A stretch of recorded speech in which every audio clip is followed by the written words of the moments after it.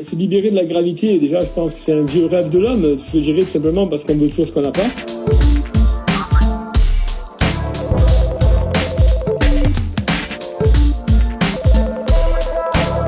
Bonjour, je m'appelle Franck Zapata, donc je suis le PDG du groupe Zapata. J'ai un parcours assez atypique. J'ai créé donc le flyboard, celui que vous pouvez trouver sur les plages connecté au jet ski. Puis donc j'ai toujours eu ce rêve fou de voler. Donc on a travaillé assez dur avec l'équipe pour pouvoir retirer le tuyau et être libre de voler un petit peu partout sur la planète. Et aujourd'hui, on est un peu plus rentré du coup dans l'aviation et on travaille plus sur des projets d'engins volants tels que les voitures volantes, etc. Écoute, j'avais pas mal d'ambition quand j'étais petit dans le sport. C'était un petit peu ma voie. En même temps, je rêvais un peu d'aéronautique. Malheureusement, j'ai pas pu être pilote parce que je suis daltonien, donc j'ai été recalé à la piste médicale. Et puis, je suis rentré à fond dans le sport. J'ai été plusieurs fois champion de France, champion d'Europe et champion du monde. Le flyboard, c'est un engin qui est 100% made in France, qui est né en France et qui fonctionne assez simplement. On réutilise en fait la force de l'eau qui est produite par les turbines de jet ski. On redirige via un tuyau type tuyau de pompier. On peut s'élever au-dessus de l'eau et faire toutes les acrobaties possibles et imaginables. Puis après, le flyboarder, c'est un peu le même principe de fonctionnement, sauf qu'il n'y a pas de tuyau, c'est des réacteurs qui fournissent la poussée. Et là, c'est un réel engin volant avec tous les systèmes de stabilisation, etc. Je travaille sur le développement de nos turboréacteurs puisqu'il est commun à quasiment toutes les machines qu'on développe chez nous, et puis en même temps sur notre voiture volante qui est finalement une plateforme volante. Quand on dit plateforme volante, en fait c'est assez large, ça inclut tout ce qui est voiture volante mais également plateforme médicalisée, drone, capacité de décoller verticale avec des avions. Donc voilà, on bosse un petit peu dans tout ça pour essayer de trouver finalement comment notre technologie peut être la plus fonctionnelle et la plus applicable. D'abord il fallait créer les briques et maintenant on a une grosse boîte de Lego et on essaye de trouver la bonne voie.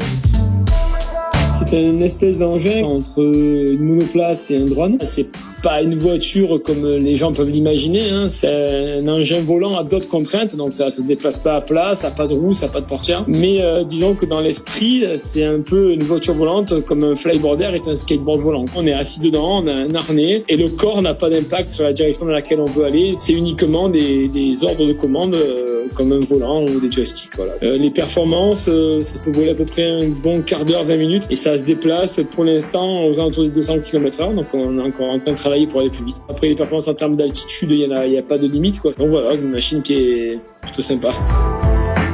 On va tout faire pour être prêt à une démonstration publique avant la fin de l'année. C'est pas un produit qu'on va vendre tel quel. Les gens ne pourront pas l'acheter pour aller s'amuser avec, mais ils pourront venir chez nous et avoir une expérience, tout comme on peut avoir une expérience en supercar sur un circuit, faire un tour avec une Lamborghini, une Ferrari ou même une F1. Mais ce genre d'expérience, vous pourrez l'avoir en 2021 avec une voiture volante. Je l'espère, selon ma vision, c'est-à-dire une combinaison de moyens de transport plus propres, plus économiques en termes d'énergie, avec une écologie réaliste et pas médiatique. Les modes type batterie, les ci, les ça, tout ça, pour moi, ça rime à rien, dans le sens où les gens, ils oublient que avant d'utiliser une énergie moins polluante, il faut utiliser moins d'énergie. Donc si vous utilisez par exemple de l'électricité qui, on va dire, en termes de kilowatts est 2 fois moins polluante qu'un moteur thermique, mais qui consomme 3 fois plus d'énergie de par son poids, pour moi, vous avez perdu plus que ce que vous avez gagné. Donc nous, on travaille sur des machines avec lesquelles on sauve de l'énergie, on utilise moins d'énergie pour se déplacer. Je vois 3 types d'engins, des engins de proximité tels que les trottinettes électriques pour faire quelques kilomètres, je pense qu'il n'y a pas mieux. Derrière ça, on pourrait aller à des endroits où on pourrait avoir des machines volantes, on va dire hybrides, thermiques et électriques, pour pouvoir décoller un petit peu excentré des centres-villes. Et donc là, des voitures qui nous emmèneraient à plusieurs dizaines de kilomètres, là où le bruit ne serait plus un problème. Et là, on pourrait prendre un autre engin à décollage vertical qui, lui, pourrait nous emmener à plusieurs milliers de kilomètres, comme on le fait aujourd'hui avec un avion.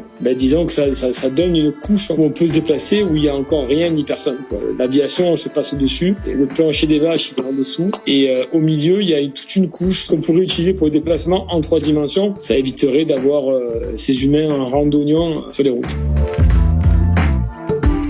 Se libérer de la gravité, déjà, je pense que c'est un vieux rêve de l'homme. Je dirais tout simplement parce qu'on veut toujours ce qu'on n'a pas. Je pense que les oiseaux, s'ils avaient la même capacité de penser que nous, ce qu'ils rêveraient, c'est de courir un 100 mètres ou de nager ou de plonger sous l'eau. Et nous, ce qu'on veut, c'est voler parce qu'on est incapable de le faire. Pour moi, le vol, c'est synonyme de liberté. Et moi, j'ai vécu ma vie 100% libre et je continue à travailler tous les jours pour cette politique-là de rester libre. Pour moi, le vol représente la liberté.